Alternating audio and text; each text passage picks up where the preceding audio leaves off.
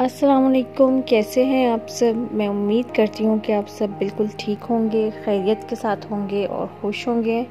आजकल का मौसम बहुत ज़्यादा ख़राब है और मैं पिछले पूरे एक हफ़्ते बेहद बिज़ी थी क्योंकि इस मौसम की वजह से तबीयत बच्चों की भी ठीक नहीं थी और मेरी अपनी भी कुछ ख़ास सही नहीं थी।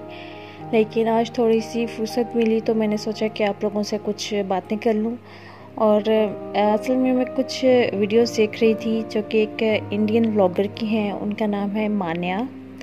और उनकी वीडियोस देखकर मुझे बहुत ही ज़्यादा खुशी हुई, तो मैंने सोचा कि आप लोगों से भी मैं ज़रूर शेयर करूंगी क्योंकि वो एक सिख फैमिली से बिलोंग करती थी, लेकिन उसके बाद उसकी ज़िंदगी में ऐसा चेंज आया कि वो मुस्लिम हो गई माशाल्लाह।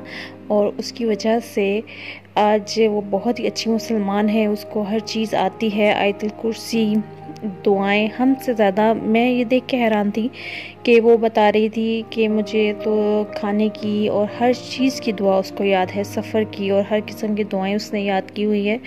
और इसके अलावा आयतुल कुर्सी उसने पहले हिंदी में लिखी अपने पास और उसको वो देख देख के पढ़ा करती थी। उसके बाद उसको वो ज़ुबानी याद हो गई और अब वो ज़ुबानी पढ़ लेती है।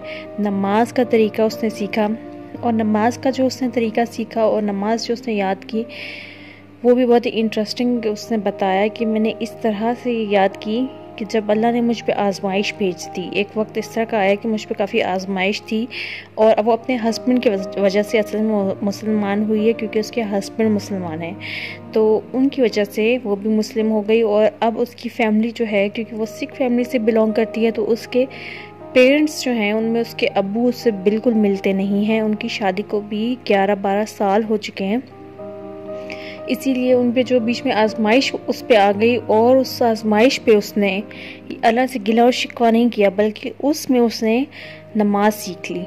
उसमें उसने नमाज सीखी, उसको अब नमाज आती है, बहुत अच्छी तरह से वो नमाज पढ़ती है।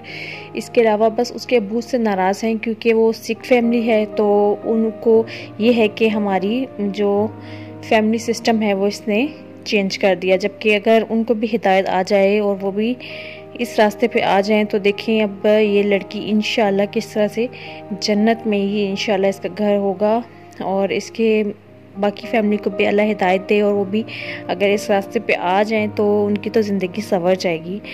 इसके अलावा ये है कि मैं आप लोगों से इसलिए ये बात शेयर कर रही हूँ कि देखिए, हम लोग मुस्लिम घराने में पैदा होते हैं सब कुछ, लेकिन हम लोगों का फेथ उतना शायद स्ट्रॉन्ग नहीं होता कि जितना एक ये बिल्कुल अभी अभी मुस्लिम हुई है तो जिस तरह का फेथ इसका है। तो मुझे देख के बहुत ज़्यादा खुशी हुई और मैंने सोचा कि आप लोगों से भी ये बात लाजमी शेयर करूँगी ताकि आप लोगों को भी पता चले कि हमें भी चाहिए कि हम अगर कोई आजमाइश आ जाए तो उसमें अल्लाह से और ज़्यादा मदद मांगे। ये आजमाइशें या अगर किसी पे पैसे की तंगी आ गई या किसी पे कोई और तंगी आ गई, उसने ये भी इवन बताया कि जब मैंने अपनी ज़िंदगी शुरू की हम लोगों के पास कुछ भी नहीं था, यानी कि अपनी फैमिली से वो स्ट्रॉन्ग थी, लेकिन उसकी जब शादी हो गई लाजमी बात है वो अपने पेरेंट्स की मर्ज़ी के ख़िलाफ़ आ गई और वगैरह।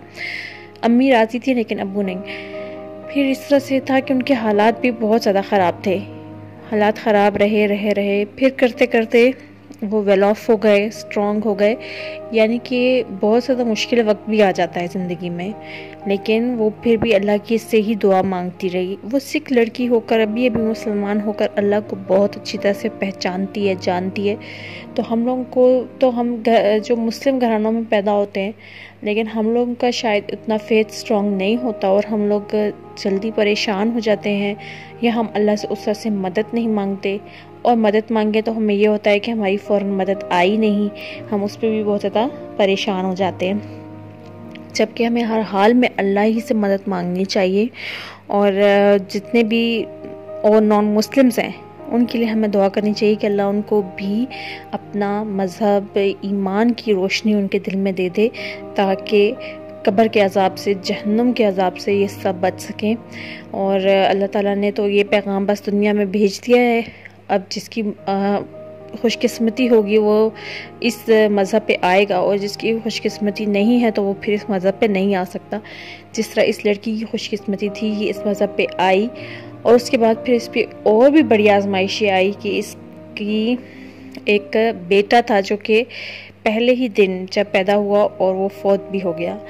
और इसने इस लड़की ने उस पर भी ऐसा सब्र किया और इस तरह से अल्लाह की मर्ज़ी को इसने तस्लीम किया कि इसके हस्बैंड ने इसको अहादीस बताई, जो भी बताया इस्लाम क्या कहता है इस बारे में, और उसने उस पर भी जो सब्र किया और अल्लाह जो उसको अजर देगा।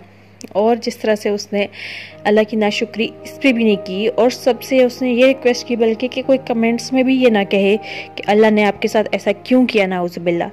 यानी कि वो इस बात पे भी अल्लाह के ही करीब रही। इतनी बड़ी आजमाइश के बाद भी उसने अल्लाह का साथ नहीं छोड़ा और अल्लाह ने भी उसका साथ नहीं छोड़ा। इसका यही मतलब है ना, जो अल्लाह की तरफ चला जाए इसका मतलब है कि अल्लाह ने उसका साथ नहीं छोड़ा। तो बस आज के व्लॉग में मैं आप लोगों को सबको ये कहूँगी कि आप लोग लाजमी जब नमाज़ पढ़ें, कुरान मजीद पढ़ें, तो फिर ये दुआ किया करें कि अल्लाह सबको अपने दीन मज़हब इस्लाम जो हमारा है, अल्लाह उसकी रोशनी हर एक के दिल में दे दे, ताकि हर एक की कब्र और आखिरत आसान हो सके। इसी दुआ के साथ मैं आज का व्लॉग ख़त्म करूँगी। मुझे और मेरी फैमिली को अपनी दुआ में याद रखिएगा। अल्लाह हाफिज़।